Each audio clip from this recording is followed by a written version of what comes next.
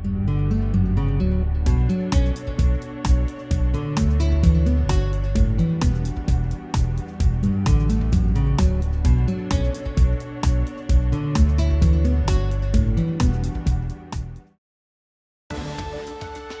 Berlin Board of Education, committed to continuous improvement. Pledge of Allegiance.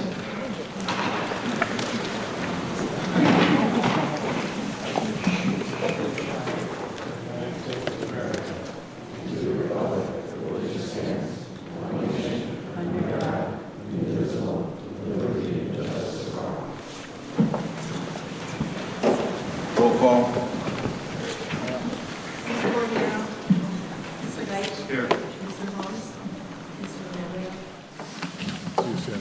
Mr. Lemay? Yes, yes. Mr. Paradis? Here. Mr. Richards? Here. You have a quorum. Okay, the rules of the public hearing. After presentation and the audit, there will be an audience of citizens. We have a sign-up sheet here. If anybody wants to sign up, right now we could come up and sign. I will recognize the citizens who signed first. After the citizens that have not signed, you could raise your hand and I'll recognize you. Once you've been recognized, please step to the microphone, state your name and address. Please keep your remarks brief and to the point. Citizens who wish this a second time will have to wait when everyone is done to speak. And speak only on the budget. We'll probably give you around 3 minutes to speak. Welcome to our budget meeting. Let me first introduce our members. The Vice Chair, Jerry Paradis, Mark Holmes, who will be late tonight, Sal, who is not here, he has a prior commitment, John Richards, and Kevin Gov't. This has been a very difficult year for the budget process because we have a number of hurdles that we had to cross. First, our town debt is quite high because of our bonding and because of previous councils that have bonded tax increases and did not put them in the budgets. These bonds have caught up to us and now we are paying for them. Another factor is the visiting nurses. They have lost approximately $800,000 this year alone and a total of $4.7 million in the past 5 years. As you can see, the Board of Finance has inherited a lot of problems in the last 2 years. The Board of Finance has spent countless of hours preparing a budget that we feel will satisfy the needs of Berlin. As a board, we decided not to bond tax increases. The town of Berlin owes approximately $90 million in bonds.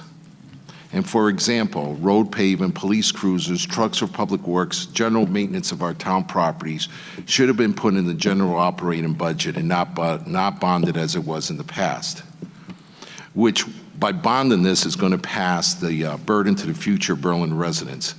Now it's caught up to us and our bond payment this year alone is $10 million. Next year will be approximately $9 million. And if we continue this, we're going to go back up to $10 million. None of us on the Board of Finance want a tax increase, but we have no choice. We understand that taxes are very high everywhere, and the state is squeezing out every dollar we have. But in order to have growth, in order to have a vibrant town, we must take care of our needs. The Board of Finance is going to ask the town manager tomorrow night to hire a consultant to help us solve the problems of the visiting nurses, which is very important. Our revenues are down, our grand list is flat. In order to get tax relief and manage our bond debt, we need to grow this town economically. The future plans of Farmington Avenue project is in the right direction for this town. We need to create, in my opinion, we need to create sort of like a property association on Farmington Avenue where we could have dialogue with town leaders to help them rent the empty buildings. We need to start thinking out of the box because what we've done in the past clearly has not worked. Obviously, the old ways of doing business is not working, and we need to work with the State Economic Commission, the Speaker of the House, to help develop, for example, the Golden Triangle on the Berlin Turnpike. Years ago, this piece of property was under contract by a major developer, though it was shut down by a group called RAM, Residents Against the Mall, in a referendum. and we've lost years of revenue, and look where we are now. Berlin is a beautiful town with an excellent school system. We've got a great golf course. We've got Sage Park. We've got Pistol Creek, and we've got other fine town facilities.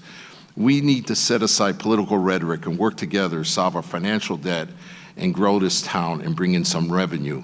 And if you look at surrounding towns, that's what they've done. Rocky Hill, Weathersfield, Newington, Southerton, they've all brought businesses. They're all growing, even in this bad economy at the state of Connecticut. They are growing businesses. So this myth that say that businesses are moving out and they're not going to move to Berlin, in my opinion, is a myth. Because if you just drive to Rocky Hill, they're building a brand new school. Their property values are skyrocketing while we're flat in the town of Berlin.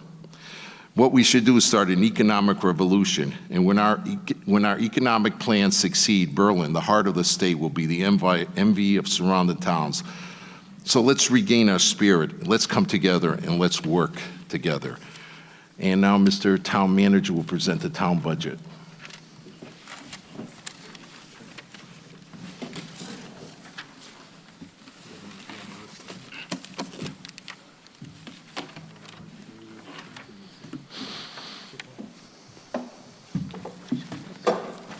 Good evening.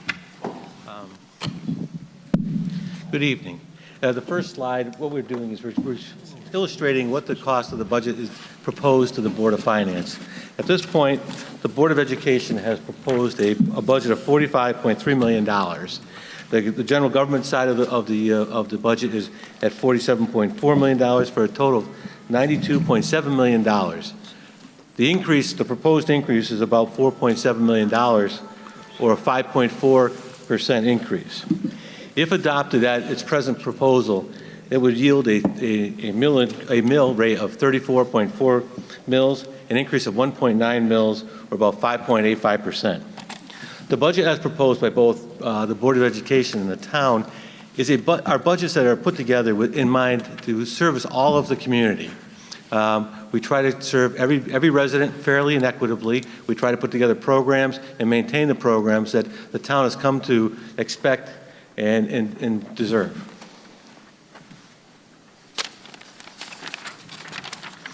The breakdown of the budget is presented here. The Board of Education currently is about 49% of the budget. The general government is about 37% of the budget. Our long-term liabilities, this is what Sam's referring to as our indebtedness, is comprised of bonds, notes, leases, and pensions. And that makes up about 13% of the budget. A target for this would be 3% with a ceiling of 6% of the budget on an annual basis.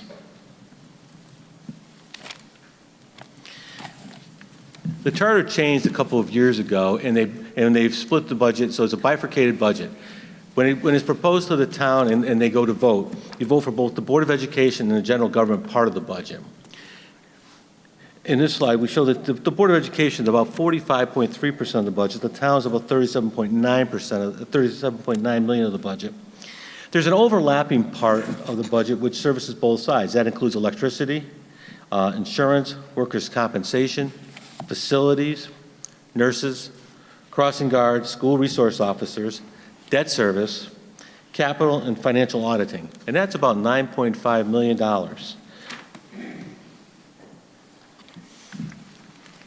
So as we look at this chart, it's an illustration of where the budget is where each part of the budget is, how much each part of the budget is constituted. If you look on the right-hand side, there's a process that we go through each year to come to a budget. The first part is all the departments come and they put together budgets and they propose it to the town manager. The capital budget goes before the capital committee. They evaluate all of the requests and make a recommendation to the town manager. Once the town manager receives the budget, he sits with the finance director, and we go through and we again look at it, and we may have to make further cuts. At that point, the town manager on March 1st is required to present the budget to the Board of Finance. Once the Board of Finance gets it, they go through it. They have us come in. We meet with them, and they go through sometimes line by line, and they make any modifications they seem fit. This is a summary of how we got to the point in that process. What are the drivers of the budget? As far as As far as receipts go, the majority of our budget, probably 86% of it, is derived from the grand list. Those are the taxes that are placed on all of the properties, either cars, homes, your land, businesses, personal property taxes. That makes up the grand list. Currently, our grand list is not increasing that much. In fact, this year, it's almost flat. The other areas that we get revenues is from state grants. We apply for grants. The Board of Education applies for grants. We get grants from the state of Connecticut. Our Economic Development Commission also applies for grants to fund certain projects and certain programs. We also have user fees. Each year, the Town Council receives from the Town Manager a request for approving user fees for our services. If you sign up for the Park and Recs Department, you have a fee for the basketball program. If you go to Timberland, you pay to play golf. If you take something down to the recycling center, sometimes there's a fee for disposing of things. So these fees are spread. If you go to the building department, you have to pay a fee for a building permit. Those make up our user fees. We also get income from interest and other types of income. We have a town treasurer who very diligently looks at different ways of investing our money, and we get increased revenues from that. I believe this last year was a good year as far as our investments, so we had a little more income than we did in the previous years. And the last one is we have money in the assigned fund balance. We have fund balance left over, and each year we assign some of that to make up part of the budget. Our expenditures, they come from our operating costs. The operating costs are operating the town hall, maintaining the roads, bridges, providing education to the students, and all the services that we provide through Park and Rec, the library. And so those make up our operating costs. Capital investments. Each year we have to invest in the capital for the town, be it either vehicles, buildings, roads, bridges. We also this year we'll have a capital investment on the Kensington Dam. The dam has been deemed to not meet the state standards, so we're going to have to invest about $1.5 million in fixing the dam. And the last one is we have servicing our liabilities. Again, our indebtedness is a large part of the budget, about 13%, and we have to pay the fees on the debt and also on our leases. We have a large lease for energy, and our defined benefits pensions, which is a legacy pension from previous programs that we had within the town.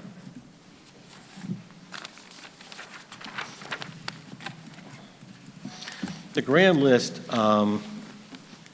as proposed, is about $2.295 billion. It's flat compared to last year. There was a slight increase, but last year we had a revaluation, and I know several of you came in and talked to us about the revaluation and how much your property values went up based on the revaluation. We have several appeals currently going on, and so when we look at how much the grand list has increased, we also have to take into account where those appeals are going to end up being decided on, and so therefore we feel that the grand list is essentially flat. And it's a graph that shows you since 2015 to currently, it looks like the grand list has grown from $2.176 billion to $2.295, so it's not a great increase in the grand list. The revenue, our revenue sources. Graphically, this shows where our revenue sources come from as far as taxes, use of fund balance, assigned fund balance, our grants, and our user fees. As you can see here by this chart, the great majority of the revenue comes from taxes, 86%. Each year we receive some money from the state of Connecticut. The last few years it's been very volatile. As Kevin says, last year we received a very nice present from the state of Connecticut around Thanksgiving, a reduction in our grants for last year of $600,000. Part of the issue with that is currently we're doing our budget, and our budget will probably be done late April, early May. The state of Connecticut is also going through their budget right now. Their budget process takes a lot longer. We have to make certain assumptions when we anticipate what we're going to get for grants and aid. Those assumptions typically, as we look at them, Kevin and I tend to be conservative, so our assumptions are conservative, so we probably assume that we're going to get a little bit less than maybe is being published. We're not, at this point, we're assuming that because at this point, the state of Connecticut has not decided what they're going to be able to give back to the towns. We've gotten some preliminary information, but this year already they've come to us and told us that $133,000 of the teachers' retirement fund has to be passed back to the town, so we've included that in our budget. Unassigned fund balance. We currently stand at about $12 million of unassigned fund balance. That's about 14.29%. As a rule, we like to be at 11%, so we're above that, and that's good for the town. It shows good financial planning and strategy. That allows us to have a higher bond rating when we go out to borrow money for certain projects and we do bonding. It puts us on a solid balance, and we've worked on this diligently over the last few years. When we get together with the departments, we come up with a strategy of how we're going to invest the money in the town.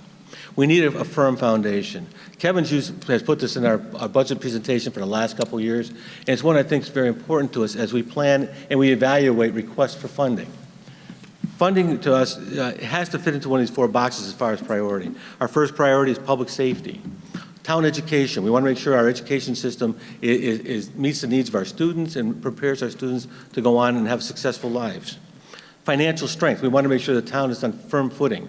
We're making decisions. We're trying to be conservative in what we're doing, watch our bonding, watch our borrowing, and pay off some of our unfunded liabilities that exist, like the defined benefit pension plan, and also invest in our infrastructure. We have 110 miles of roads. Each road should be paved within every 20 years. Otherwise, you fall behind. So we try to turn those over every 5 years. Every year we do 5 miles of roads. That gets us to keeping our roads in good condition. Our bridges have to meet the standards. Within the town, our buildings. You're in a beautiful building that the town put together for you in the last few years. The Public Building Commission managed this project and brought it in, and now it's the obligation of the town to maintain it and continue to invest in it. How do we develop our government budget? These are the areas of new investment. Each year we look at infrastructure, buildings, grounds, roads, bridges, and dams. For school security, in the last year, we've had several sessions, either budget sessions or strategic planning sessions, and each time it comes up that one of the most important items from the town is security. They want school security. There's been money put into the budget this year for school security. There are grants out there that the town has acquired to help fund security projects, including the school vestibules. The other part is economic development. Matt and I were talking just before the meeting here. A lot of what we're talking about is based on a grand list that's not growing that much. At one point, 20 years ago, I was on a board of finance that when we would sit down annually, if we had a 5% increase in our budget, there was no tax increase. The grand list was growing on an annual basis that covered the increase in the town budget. Right now, Berlin's grand list is not growing. That's not just in Berlin. That's a statewide issue, and I'm sure you read about it every day in the paper. So we're trying to plan, invest, and do what we can to meet our budget obligations. Ongoing operations, we have legal, contractual, and regulatory compliance issues in the budget that we have to pay for on an annual basis. We also have legally required long-term debt obligations. Kevin likes to make sure I always remember that one, puts in nice bright red for us. That includes the bonds, the notes, leases, and the closed defined benefit program.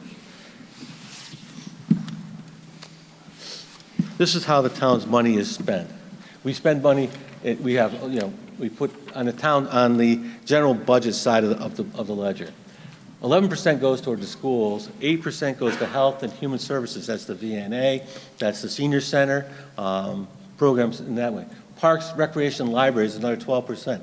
We have a very good park and recreation department here. They put on many programs. They have the pools in the summertime, they have basketball, they have many programs for the children, and they use our facilities. Physical services, we maintain the roads. We have the highway department, the buildings department, the grounds. All of the fields have to be mowed. They have to be kept in shape so that they're available for park and recreation programs. The general government, that funds, when you come to town hall, we have to keep the lights on, we have to keep staff going, we have to provide you with building permits, planning and zoning permits, and unfortunately, we also issue our tax bills.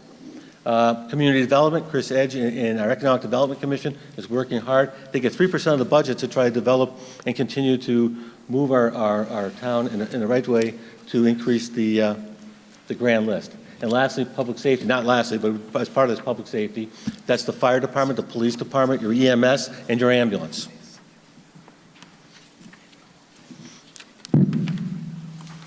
The general government operating expenses, each year $23 million of it goes toward personnel. Another $10 million of it goes toward operating expenses. That's our building materials, salt, trucks, equipment, fuel. It keeps our equipment going.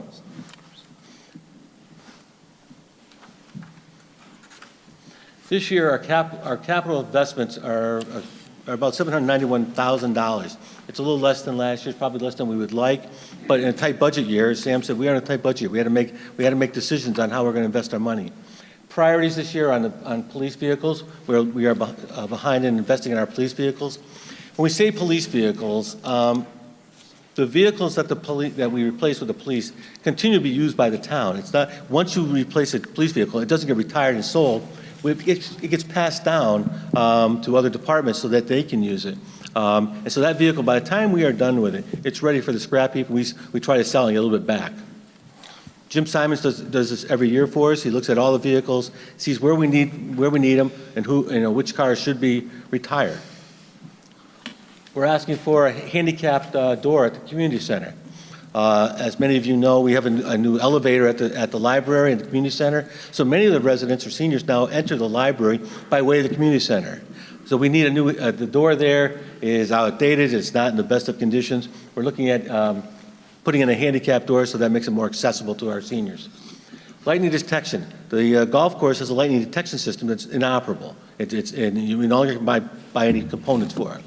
In order to run a golf course safely, we need to have a lightning detection system. We had one before. Our golfers expect to have that, so we're asking for $20,000 for a lightning detection system. Repairs at the senior center. The senior center has been there for many years. The kitchen is in need of repair. We want to make sure that we maintain their certification so that they can provide meals to the seniors on a regular basis. Also, as the seniors walk through the senior center, the floors have become uneven. We have some bumps in places where we have had people fall. We want to be able to replace those floors and make it safer for them. The garage roof, and each rainstorm, it rains on the outside of the building, but it also rains on the inside of the building. So we want to put a new roof on there to keep the trucks and equipment and people working there from getting wet during a rainstorm. We are actually on that one. We have applied for a LoSIP grant. We are hoping that we'll receive that grant. If we do, that will fully fund the repair of the roof, and we can either use that, not spend that money or divert that money to another capital program. School phones, we're looking at replacing some of the school phones.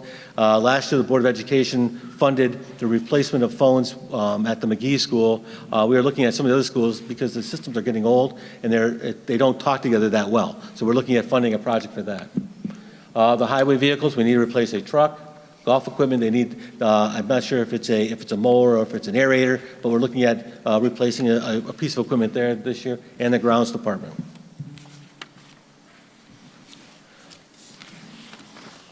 Liability. This is the bonded indebtedness or the town's liability. General obligation bonds. Currently, we have about $83 million worth of general obligation bonds. We have certain bond anticipation notes bands at about $0.9 million. We have the unfunded defined benefits pension. It goes back. It's a legacy pension plan. That's still at $6.9 million. If we have a couple people retire this year, we need to be able to fund out a payment to them in excess of $1 million so that they can retire with the benefits that they were promised. Capital leases, we signed a capital lease program a couple years ago, which we used to install boilers, solar panels, lights, insulation within many of the buildings for energy savings. That lease is about $12.2 million over the next 20 years. And lastly, Farmington Avenue. Sam mentioned that we have a project planned for the Farmington Avenue property, but we did take some property that is contaminated. We got grants where we have to remediate that property as part of the project. So we have an obligation there about $0.9 million.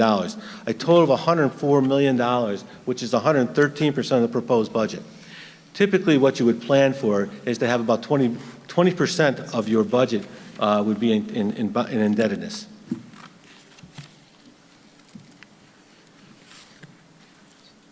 This is further details on the liability plan. It's a little bit of an eye chart. But you can see it's how it's broken down as far as our obligation bonds, short-term notes, the pension, the energy lease. We pay $700,000 each year on the energy lease and the cleanup costs. Our long-term in debt. The blue line, the blue part of this chart is what we have currently bonded. The red portion on the top is what we're looking at if bonding for fire radio system upgrade. The Scalise Field, we're going to put new turf replacement on that. It's long overdue. The Burnham Street Bridge, shortly in the next maybe next month, the Burnham Street Bridge is going to be closed. I'm sure that'll be a popular thing. But we're going to take that bridge out and we're going to completely replace it. The Railroad Pond Dam, that needs to be upgraded to make it into current standards, and then to roll the existing notes. So the red portion only shows what we're talking about bonding this coming year. If there's bonding going forward in future years, what you don't see on here is that while that graph shows it coming down now, if we add bonding to it next year, that graph will stay steady, and there'll be another color on top of that. So we need to look carefully at each project and see if we're going to bond these projects in the future. The idea that we've talked about amongst the people in the Board of Finance in the town is that we want to get away from bonding everything and and try to move toward pay-as-you-go. This is just an illustration of the defined benefit pension plan. If it had been funded previously, then the ongoing normal cost would be what's in purple. The orange is what the past service costs, and that's what we're trying to make up right now, so that as people retire, we have the funds there to pay them. This is the payment plan over the next 20 years for the energy lease. You can see that extends out to 2035. Our expenditure drivers are each year are wages, salaries, education expenses.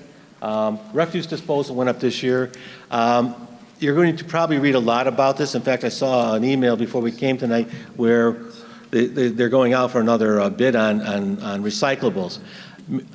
The cost of trash is going to go up tremendously in the next few years. It's not the trash portion that's going to go up. It's the recyclables. Recyclables in the past have brought the town's revenue up to between $10 and $25 a ton. We've seen figures now that you'll be paying as much for sending out your recyclables as you do for your trash.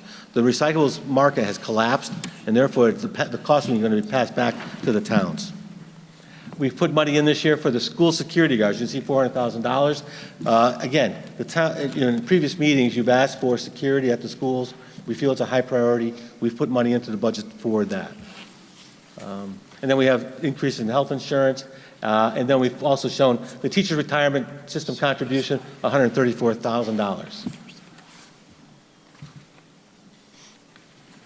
Okay, how does that impact you?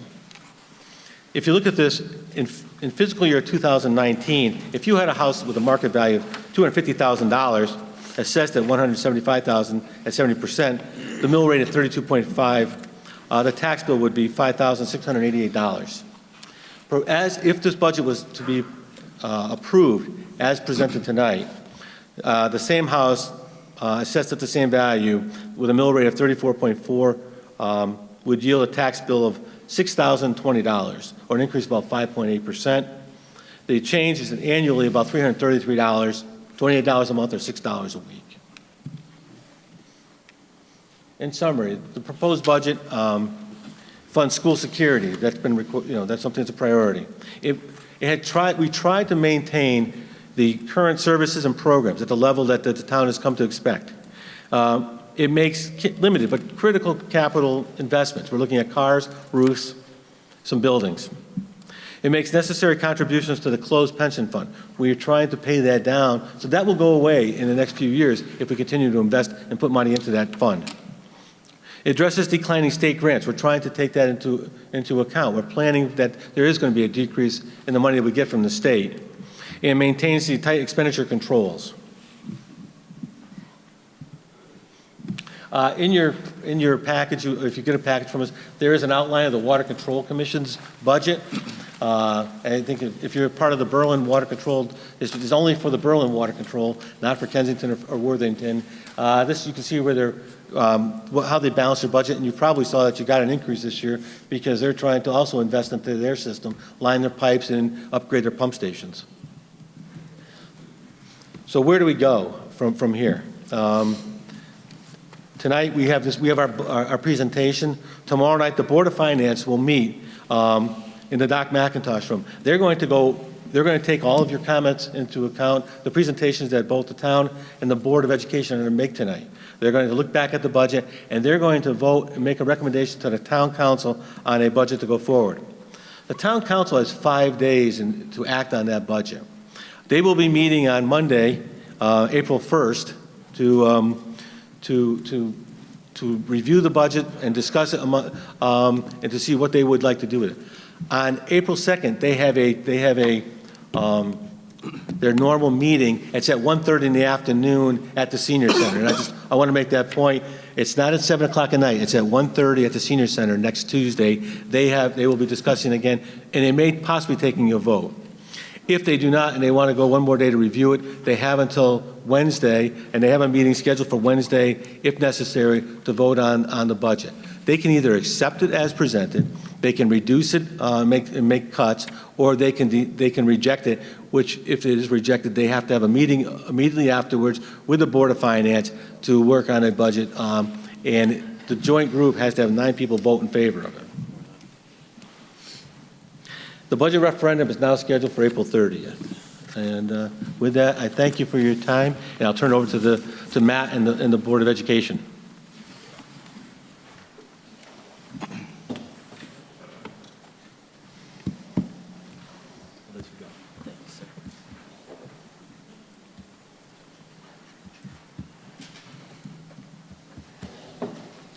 Good evening, everybody. I will be presenting the Board of Education budget. There's a number of slides here. For all of the data junkies, there's plenty of charts and graphs, but we'll go through this as quickly as I can for you. So just a couple of introduction slides.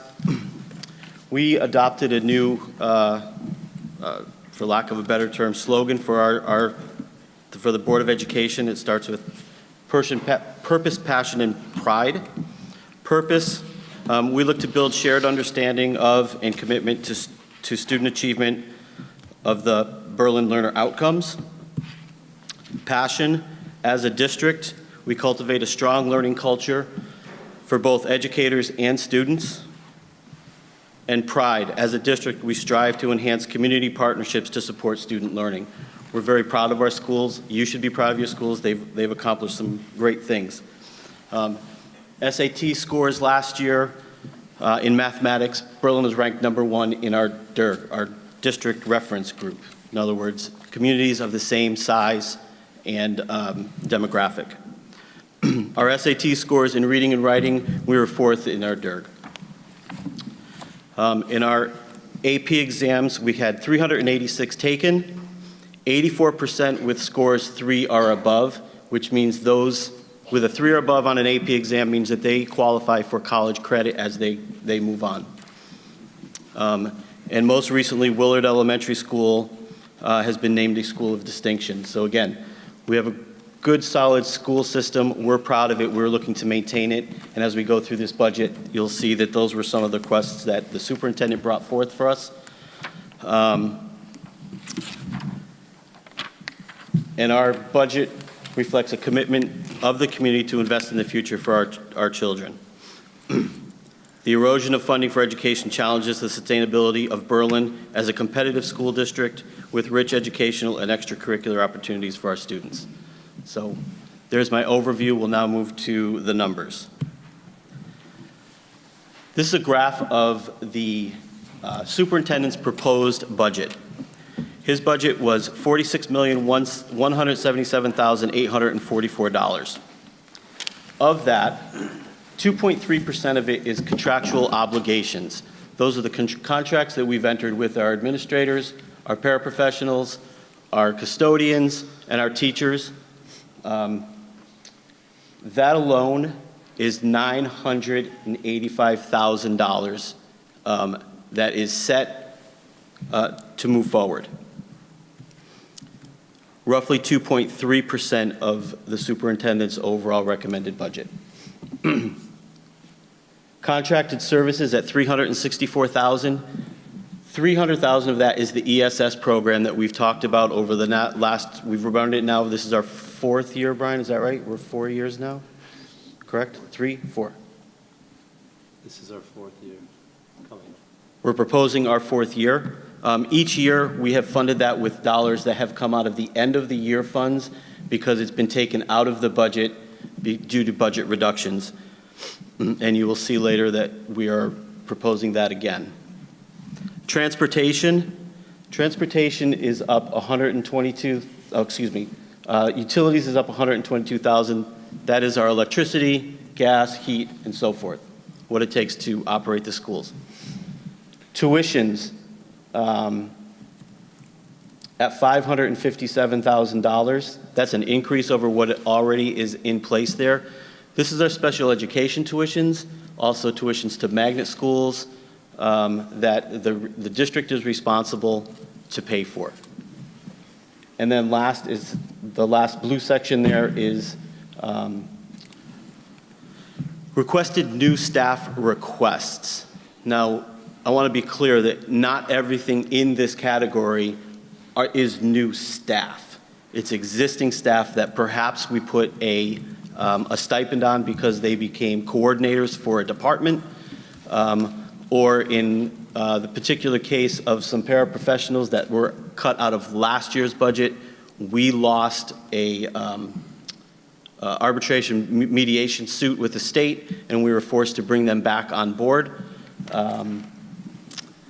It is the addition of a guidance counselor at the high school. We cut a guidance counselor last year, and what we found is that the existing staff was servicing in excess of 240 students each, and that workload is ineffective to be able to address the needs of our students at the guidance level. Brian, if I say anything wrong, jump in. Let me just go back for a second here. That black line is probably the most important line on the chart. That is the 5-year average of funding. 1.38% is what the Board of Education, on average over the last 5 years, has received for funding. So if you take the dollars that we've received over each year, you can see how far we get to fund. Everything above the line, we either have to reduce out of the program or find other ways to pay for it.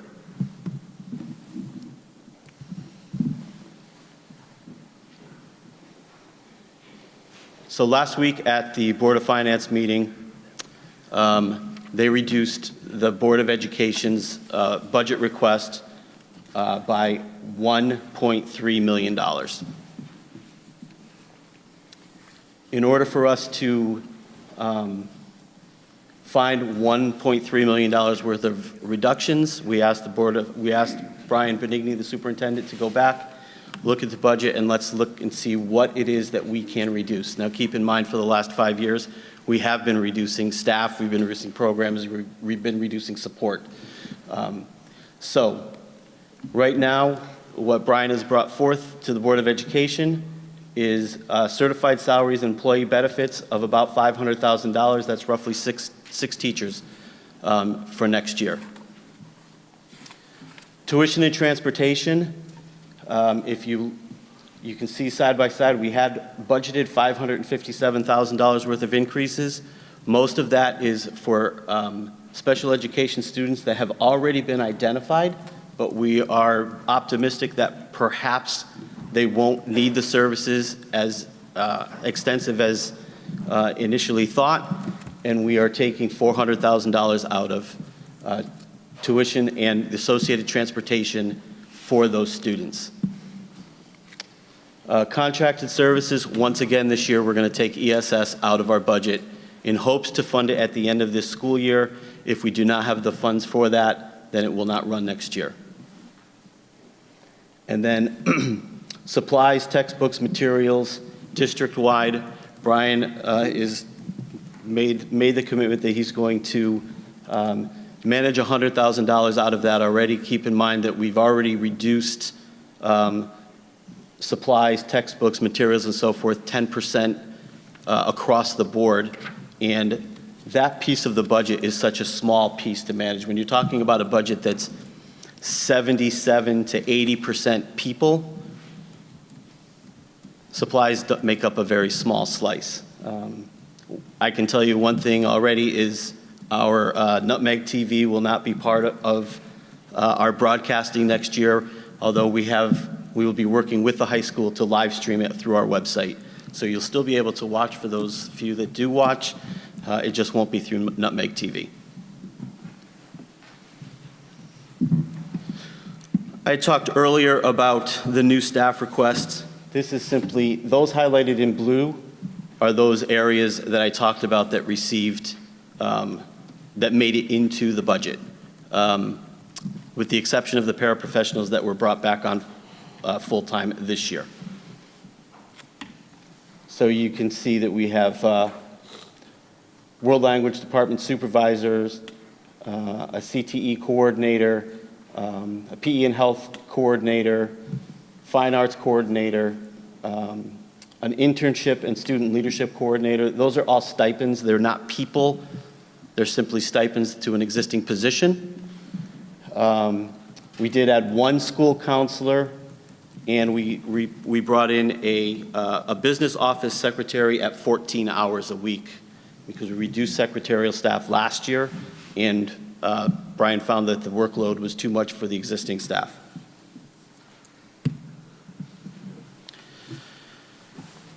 So if you heard me use the term 1.38%. That is the average increase for the Board of Education over the last 5 years. This is a representation of surrounding towns and what they have been funding. Their average has been for the last 5 years. I think it's just important to know where we fall and why at this point we're asking for what we're asking for. Had we had higher rates along the way, we wouldn't be asking for nearly as much to sustain. Rocky Hill's kind of the outlier, but I think that that's been addressed with Mr. LaMaglia earlier about their growth and their grand list increases. This chart is a simple mill rate comparison for our surrounding towns. You can see that our mill rate increase average over the last 5 years is 0.66. It kind of falls in the middle of the pack, but if you look at those above us, most of them, you'll see that their grand lists are growing. So that's how they're offsetting tax increases.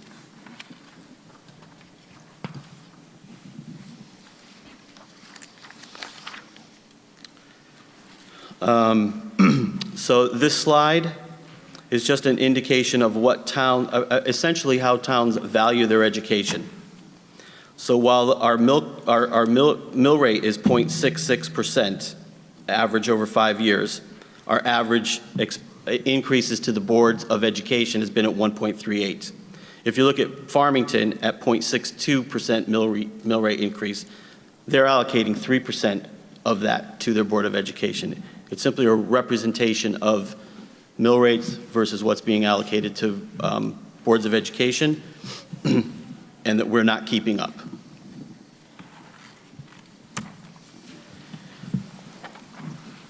Simple bar graph of our budget funding history. You can see that in 2012, 13, and 13 and 14, we hovered right around that 3%. Our work has shown that that 3% mark is kind of that break even where we can sustain our programs and continue to offer all of the things that we need to our students without, lack of a better term, pain. Over the last 5 years, you can see that we've been well below that. The highest at 1.58%, lowest at 1.09. And you can see that where we stand right now with the Board of Finance reductions, we're at 2.96, 2.98, I think. And that's the trend that we need to be on.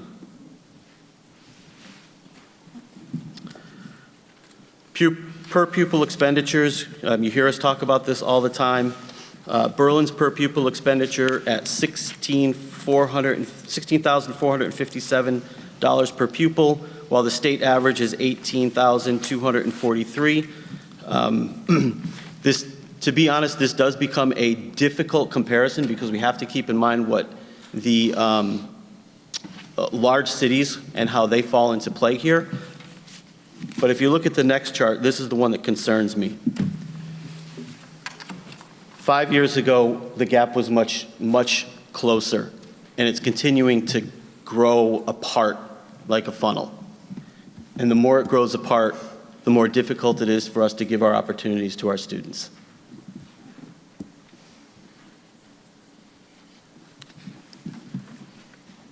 Not a surprise, federal funding continues to decline.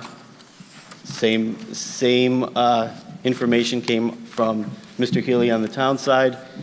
It's getting tighter and tighter, and most of that, in the past, that's how we help subsidize the operating budget is through the use of grants, but as they shrink, so too do the opportunities. We know that there's been questions about the Hartford open choice process. I'm going to let Brian talk specifically to this. But I think it's important that you understand the impact that choice has on the district. Thank you, Matt. The question's been asked, why do we accept Hartford choice students and why are we bringing open choice students to Berlin Public Schools? And why would we accept fees of anywhere between $4,000 to $8,000 per student if our funding rate is $16,457 per pupil expenditure?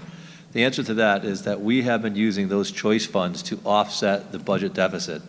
So there are teachers currently being paid, teachers that teach Berlin students, and they may teach Hartford students within the budget that we could no longer fund in our operational budget. So over those last 5 years with the 1%, we've used the choice grant funds, the funds that we're receiving, the $8,000.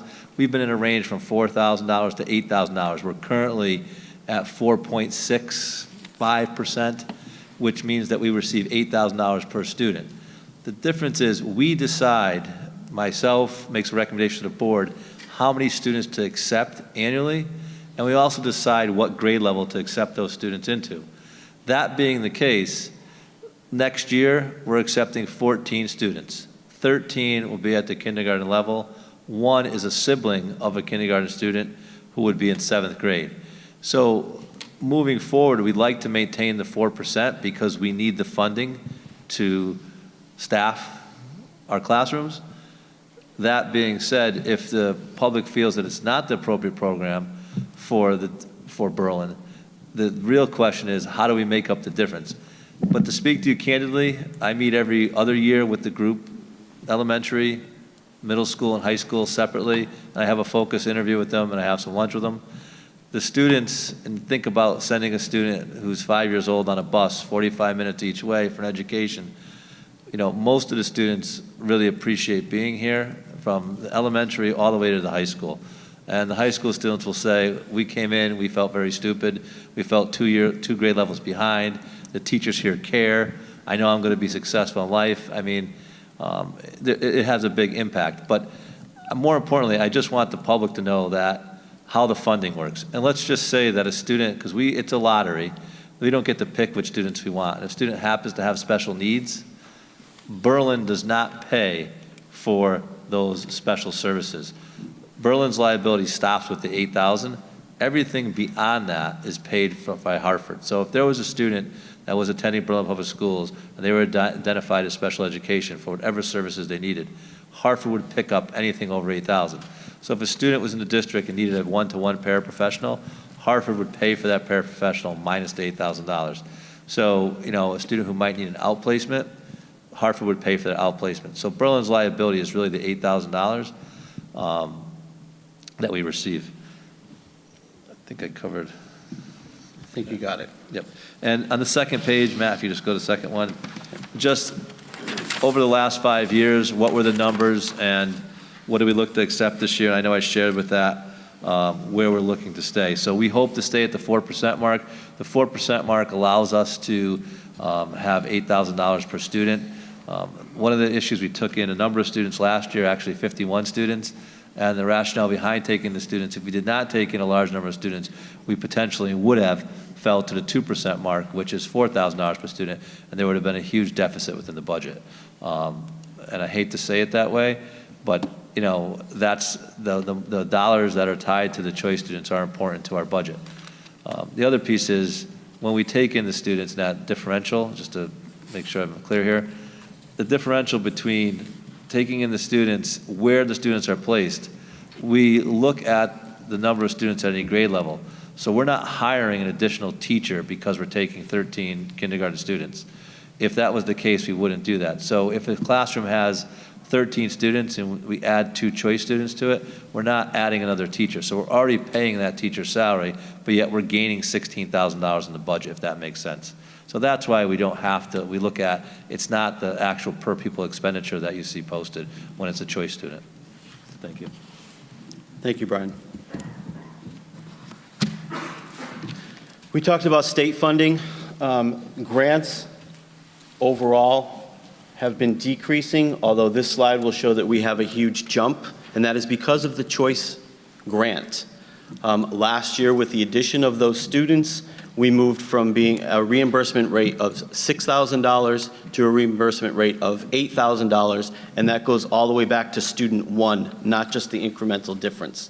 So that's why you see a large jump here, and also that was a huge help to us operating the schools this year based on last year's budget. Student enrollment. This shows 3 different, shows the elementaries, the middle school, and the high school. And you can see that enrollment in the middle school had declined, but it now is on an upswing. We're starting to see some elementary school students coming back into the district. McGee overall has decreased, as has the high school, but we anticipate based on the enrollment forecast going out for it to stay relatively flat moving out for the next 5 to 10 years.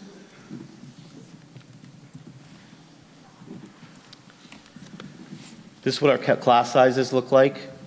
You can see that we are anywhere from about 15 students at the K level to as high as 25 students in the 5th grade over at Hubbard. We know that elementary class sizes are at their optimum for teaching if they are 20 or below. We have worked very hard to stay within that range. We know that that's the foundation for success moving forward. But with the reductions that we may be looking at with teachers, class sizes will go up.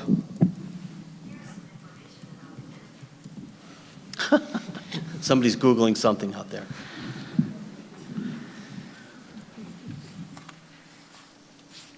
Again, projections for this year. You can see that there's a net 24 student decrease if you look middle school and high school combined. This is the 5-year full-time equivalent comparisons. This just shows the reductions that have been made over the last 5 years. You can see administrators has gone from 20.6 to 18.6. That is at the elementary level. The elementary school assistant principals were taken out of the budget. Certified teachers have gone from 286 to 264 over the last 5 years. Paraprofessionals is on the rise, and that is reflective of the special education needs of the students. Clerical, you can see, has been reduced. Custodians, we've gone down 1 over the 5 years. You can see it's an increase from last year of 1. Our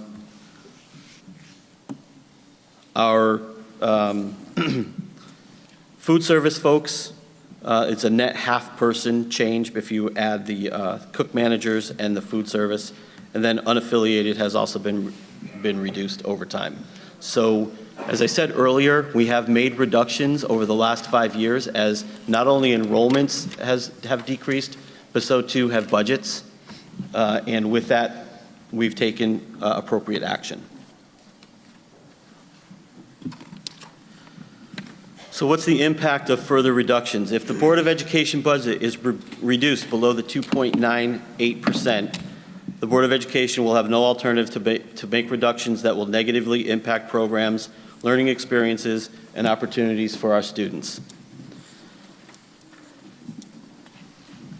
And here's what we already had some of these conversations last night. If the Board of Education operational budget is reduced below 2.90%, the following areas will be considered.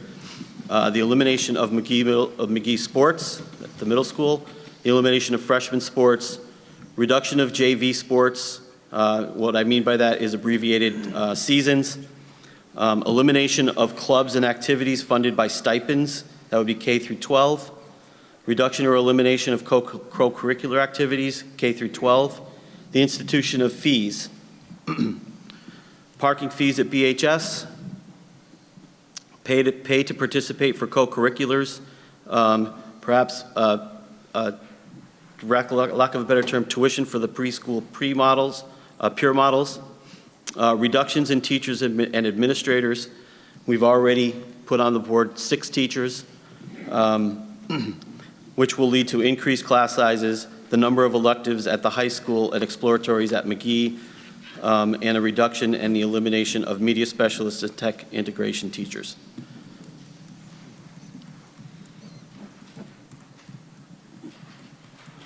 This is what we put forth in the budget for site and building. These did not make it into the town's budget. The only exception to that is when we're talking about the security. There is a $400,000 number out there for school security personnel that we've been working with, not only with Jack, but also with the mayor to figure out how to get that in. That is in addition to the proposed and adopted budget for the Board of Education. It is not a number that we had in our budget. It's something outside of that. You'll see, I'll repeat this again.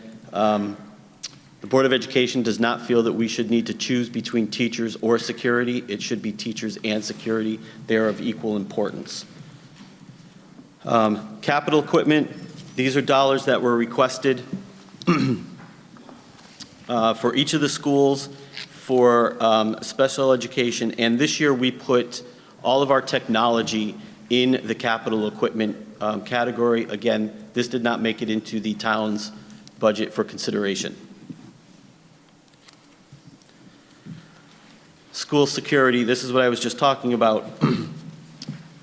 We've been working collaborative with the mayor and the town manager for funding and determining requirements for these positions.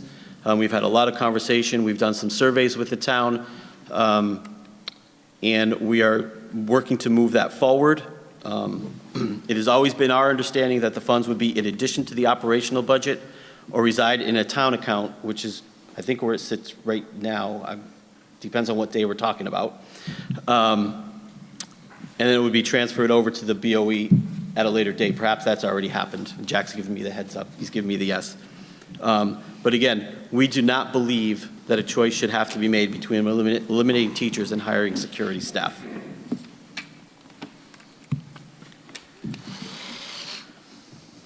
So what we're saying here is, without a substantive increase to the funding provided to the Board of Education, we can't sustain Berlin as a competitive school district with rich educational and extracurricular opportunities for our students.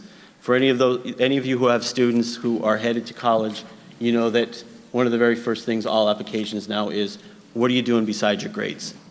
We know that it's just as important as school GPA. So I'm going to tell you is we need to break the pattern of the funding that we've had over the last 5 years. We requested a significant amount of money. We recognize that. The Board of Finance has reduced us essentially half of what we asked for already, but I can tell you that if we go lower than that, significant cuts will be made to the programming as already outlined. With that, Mr. Chairman, I turn it back to you. Thank you. Okay, now we'll have the audience of citizen. Jim Pickett. Yes. Yes, that would be Jim Fisher, 370 High Road. First, I want to thank all of you. I know many of you are volunteers, and I can empathize. In a previous life, about 15 years ago, I was involved in politics in the town of Rocky Hill. I was deputy mayor there. I was, following that, I was chairman of the Republican Party. I'm here to speak on behalf of Effective School Solutions. I'm very alarmed to see how that was taken out of the budget. And I know one of the clinicians that works for ESS is here. And this is our first year working with them. Our son is on the autism spectrum. He also has anxiety. We tried private school. We moved to Berlin, and he had a very good experience at Griswold School. McGee, despite great efforts by the teachers, and we have a lot of respect and affection for them, he went downhill. He went downhill very rapidly in 8th grade. And everybody tried really hard, but it was tough. And we were very apprehensive when he started high school. But when he started high school and he was in the special ed program with Mrs. Gregaric, who does a wonderful job.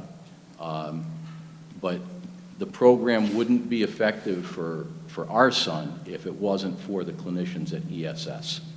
And one of the things that we've done, in addition to meet with the ESS clinicians frequently, we're in contact with them almost daily via email, we also sit in on the parent support groups. And I've listened to these parents, and I really empathize with them because some of them have had their kids in with ESS for 4 years. And I listen to the stories about how these parents are doing, how these kids are doing, and some of them are hanging on by a thread. And if it wasn't for ESS, I don't know where they'd be. You know, there's other alternatives if needs are not met within the town, and you know, those alternatives can be a heck of a lot more expensive than the ESS budget. So I would urge you to do anything you can to keep the ESS fully funded and to take a different approach going forward where it's not taken out of the budget and then maybe you find the money later on. That creates a lot of stress for everyone involved, the parents, the clinicians, the teachers, and certainly the students. So I'd urge you to find the money and fully fund that program. Thank you. Thank you. Becky Bowman.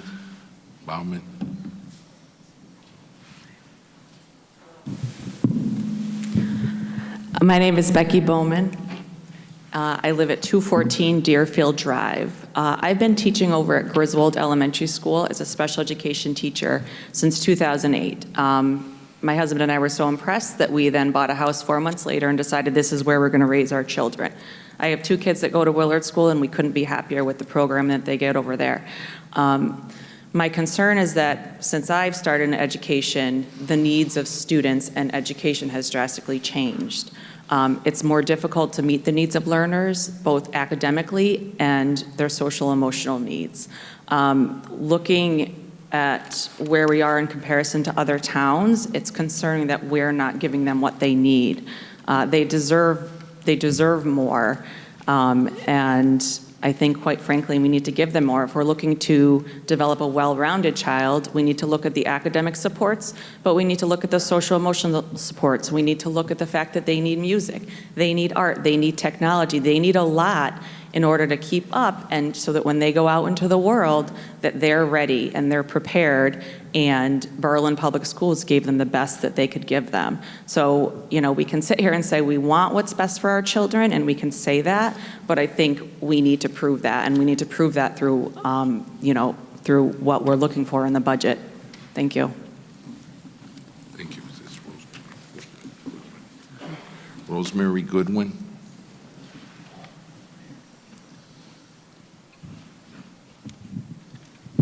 Hi, Rosemary Goodwin, 43 Elwood Road.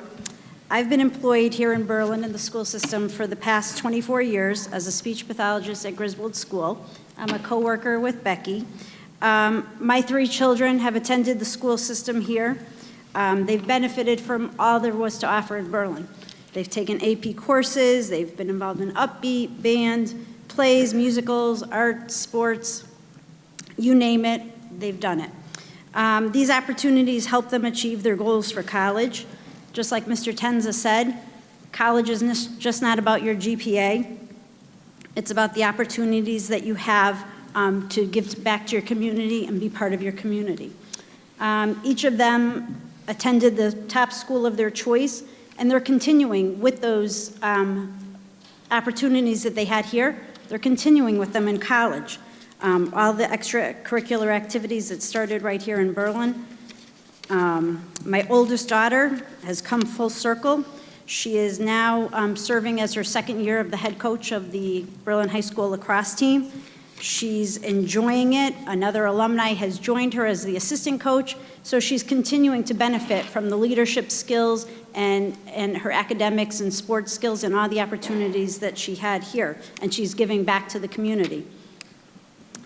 So basically, I'm just saying cuts to the Board of Ed budget and to these programs would rob the current and future students of Berlin, and it would really put them at a disadvantage to the towns and their peers that come from the neighboring towns around us.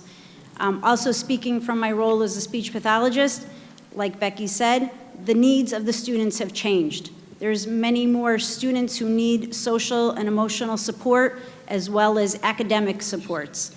With cutting some of us and the teachers, it just takes longer for that to happen. The kids fall further behind if we can't get to them early on. So I'm just supporting the budget and asking for these programs to be funded. Thank you. Thank you. Thank you. Donna Moore.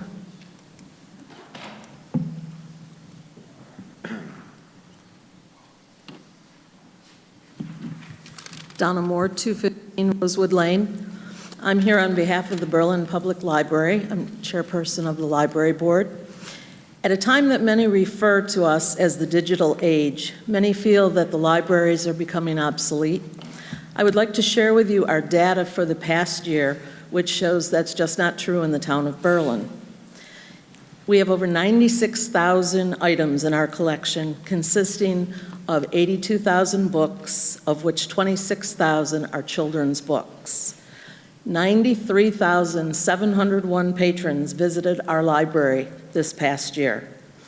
There were 165,000 items borrowed from our library, of which 115,000 were books. We had over 22,800 reference questions that were answered by our staff. 12,000 people attended our various programs that we offer. Our 18 internet computers were used over 9,500 times by our town citizens.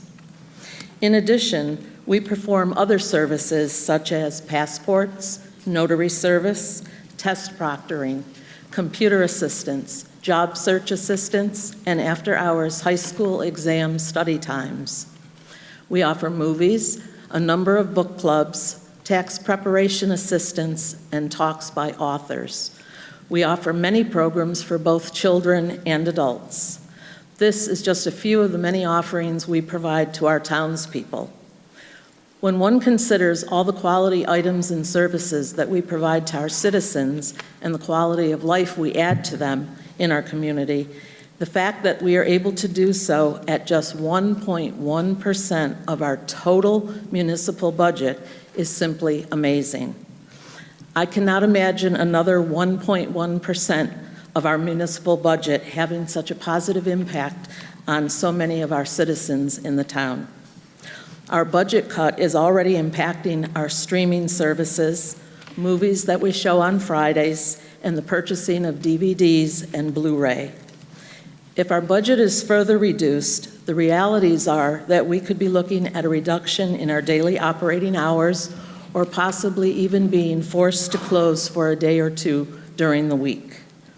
In addition, it will cause a significant reduction in our ability to acquire the materials needed to maintain the level of service that our community has come to expect, as well as a reduction in the number of quality programs and services that we offer for all ages, from infants to the elderly, families, teenagers, the whole gamut of our society in Berlin. This is particularly troubling when you consider we are currently investing 21.5% less in our library than in communities of similar sizes. In closing, I would like to ask that you please keep our budget intact so that we can continue to provide such positive interactions with so many of our townspeople and keep providing such positive quality of life for our residents. Thank you. Thank you. Bobby Coughlin.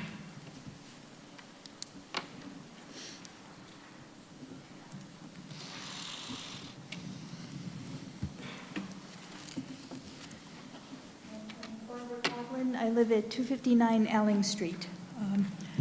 My husband and I are originally from New York City, and we've been down a couple of times recently in the last month or two, and we go down there and we come back and we say, thank God we live in Berlin.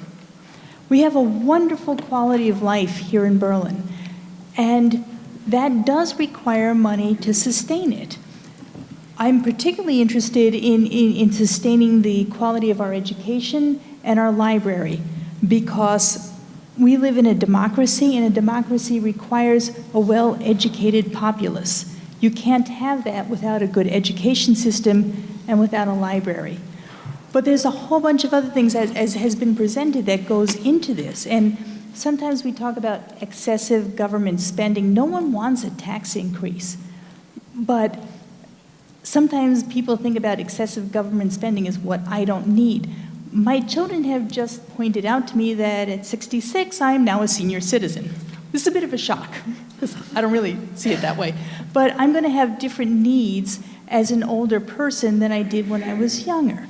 There are things, I don't golf, but I support having a golf course. I do hike. Other people don't hike, so they don't see the importance of our park system, the parks that we have.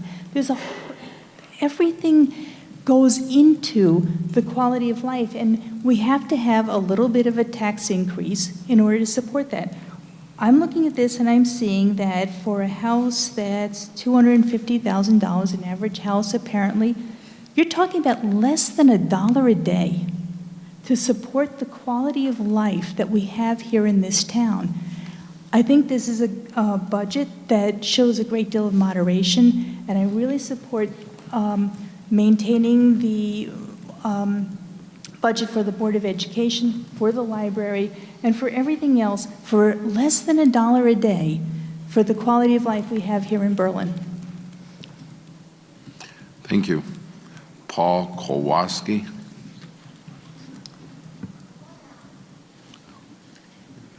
Oh, there he is.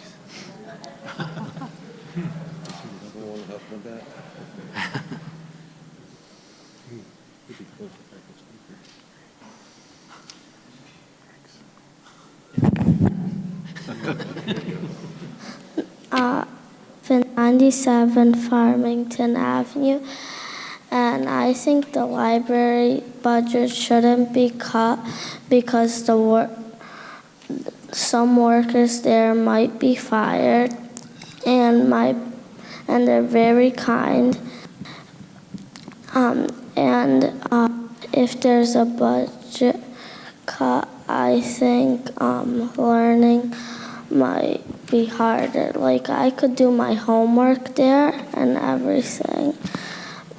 And my brother, he likes to check out DVDs, and they're educational. educational, and they're entertaining. And they're very kind. Thank you. And if there's a budget cut, I think learning might be harder. Like, I could do my homework there and everything. And my brother, he likes to check out DVDs, and they're educational, and they're entertaining.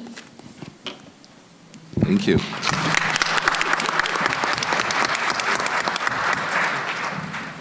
Do we have anybody else that would like to speak?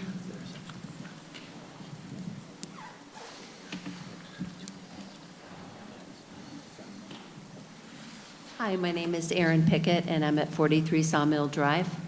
And I'm also here in support of the ESS program at Berlin High School, and ask you to reconsider cutting funding to the program.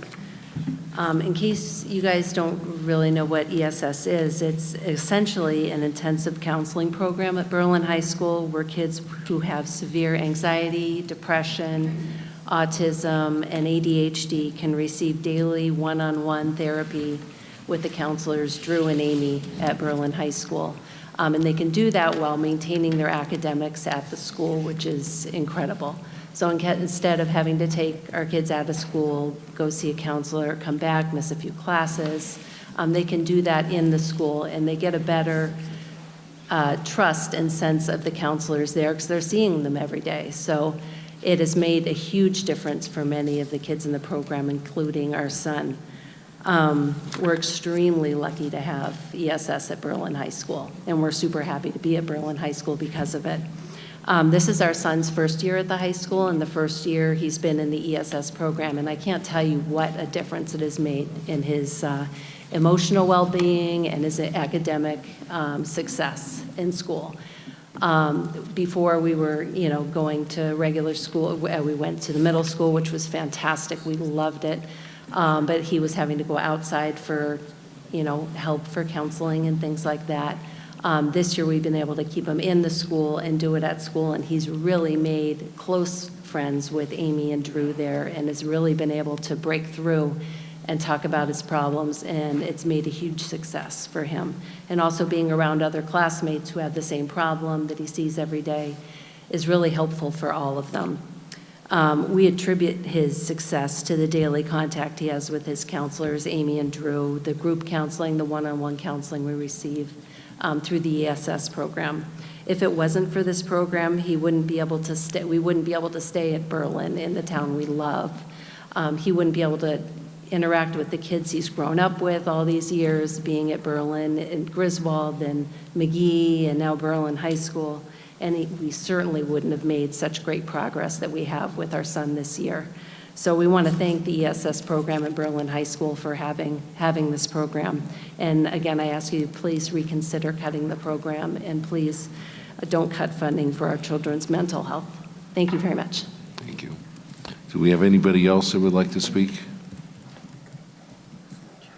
Oh, okay. Hi, my name is Jennifer Needham, and my address is 94 Bannon Lane, Berlin. I am also the head of Children's and Teen Services at the Berlin Peck Memorial Library. My parents moved here when I was very young because they wanted to raise their children in a town that supported their development and cared about their future. I'm speaking today because as a professional that works daily with the children and families of Berlin, I'm in a unique position to see firsthand the lasting impact Berlin Peck Memorial Library and its staff make in the lives of our community members, particularly our children. A large and growing body of research has proven that the greatest amount of brain growth occurs between birth and age 5. In contrast, the majority of our investments are made in the traditional education years of K through 12, which begin at age 5. Early literacy development has a strong correlation with children's future academic achievement. In fact, according to the National Commission on Reading, the single most significant factor influencing a child's early educational success is an introduction to books and being read at home prior to beginning school. And I'm talking not about ebooks or digital books. I'm talking about physical books that children can hold in their hands. The average children's picture book right now is approximately $18.68. So many families in this town can't afford to purchase the large number of books required to create a print-rich environment. Who can provide these books to families and for free? The public library can, but only if we have the funding to do so. Furthermore, research has shown that children who've been exposed to library story times and preschool programs show a greater number of emergent literacy behaviors and pre-reading skills essential for success in school. We do far more than read and sing and have fun in story time. We create purposely planned, developmentally appropriate programs that are designed to promote early literacy, social, and school readiness. They also happen to be fun and free to the public. The Berlin Peck Memorial Library is one of the only places in town that provides access to these essential, free, early literacy experiences through our story times, our programs, our early literacy initiatives like 1,000 Books Before Kindergarten, books and other materials like early literacy backpacks, games, launch pads, and our play area. The average attendance at our story times is 65 people per program. We're one of the largest numbers in terms of our program attendance for our story times in the entire area. I invite the town council members to attend one of our story times and see for yourselves how we make a difference each and every day. We serve children from birth to age 18. We collaborate with the school system every summer to provide a summer learning experience that prevents the summer slide so that children go back to school in the fall ready to learn. We play an increasingly important role as a community gathering space. On any given day, the children's department is filled with children, parents, grandparents, and other caregivers who have come to socialize and play in a welcoming, safe space. We are a lifeline, a free, inclusive, and welcoming community hub that helps the children and families of Berlin thrive. We equip children with lifelong learning skills, enabling them to participate and contribute to the town. We encourage children to become confident and competent people, and through a library card, we give children their first experience of being a citizen in their own right. We empower parents, grandparents, and caregivers by providing them with resources and guidance. The library's budget is a very small 1.1% of the town total, but we make a very large impact on taxpayers and their children. Yet we struggle to keep up with the many changes in technology, rising costs in books and other materials, staff and budget shortages, and a growing demand from our community for more services. As community leaders, I ask you to please make an investment in the future of our children by making a commitment to the Berlin Peck Memorial Library. Thank you very much. I just want everybody to know we didn't cut the library's budget. We kept it intact. I just wanted everybody to know that. Anybody else? Yes.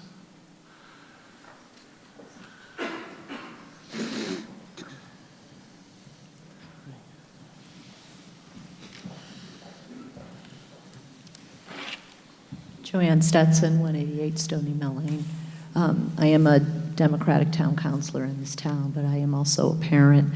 And I was contacted today by a friend of mine whose daughter benefited from the ESS program, and she asked me if it was budgeted for. And I told her yes. And as a result, she said, oh, well, then I won't have to come tonight, and my daughter won't have to speak about the harrowing experiences that she has had. She attempted to take her own life on a couple of occasions and was very candid about this in the past. Without ESS, I'm not so sure that this young woman would have survived. And I'm at a loss as to how this program could be cut. You can't put a price tag on a kid's mental health. So I'm really, really concerned, really dismayed, disappointed that I didn't know it was cut last night, and upset that she can't be here tonight to share how important this program is to her. Additionally, I have 3 grown kids that came through this school system. I have a daughter who's a transition counselor and works with at-risk children at Platt High School in Meriden. I have a son who actually works for the Board of Ed as a digital media specialist, and I have a 21-year-old who is, as we speak, in a car on his way to LA to try to establish a career as a screenwriter and a producer. And I would argue that we have to continue to provide funding, and excellent funding for education, because all three of them are successful. My son has argued that the program of studies here at the high school was very competitive, even with kids that he went to DePaul University with that were privately schooled.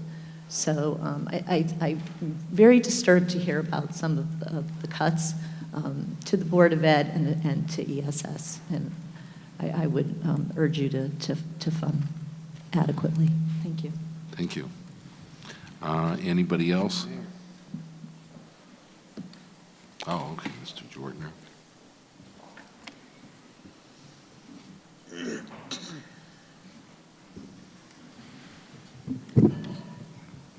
Fred Jortner, 76 Schultz Road. The education system, any education system, is the lifeblood of any community. It helps prepare young men and women to go out into the world and make their mark. It helps maintain and, in a lot of cases, increase property values. Now, I'm retired, I'm a grandfather, and I certainly don't want to pay any more taxes more than anybody else. But my kids went through the school system, and they availed themselves of all the opportunities. They played sports and participated in extracurricular activities. And I would hate to think that the kids of today or the kids of tomorrow would not have those same opportunities. So I hope we could stop this cycle of inadequate funding going forward. And just let's not give the Board of Education everything they want, but certainly let's give them everything they need. Thank you. Thank you. Okay, anybody else? Okay, thank you for coming. And we're going to take the budget and give it to the council next week, so thank you for coming.